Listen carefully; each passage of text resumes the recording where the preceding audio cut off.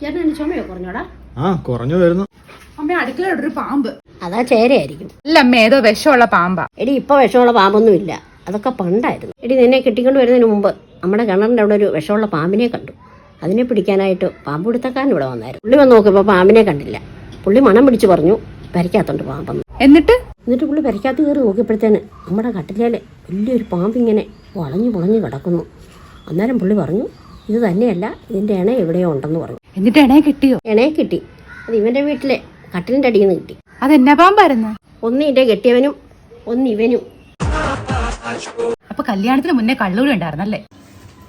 എന്നിട്ട് എന്നോട് പറഞ്ഞു കല്യാണം കഴിഞ്ഞാൽ കള്ളൂടി തുടങ്ങിയെന്ന്. എടി അതൊക്കെ കഴിഞ്ഞ കാര്യല്ലേ. കല്യാണം കഴിഞ്ഞിട്ട് എത്ര വർഷമായി?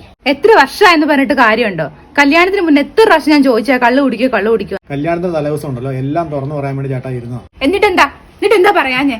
അന്ന് വെള്ളം അടിച്ച് ഓഫായി പോയി, അതുകൊണ്ടാ പറയാഞ്ഞേ.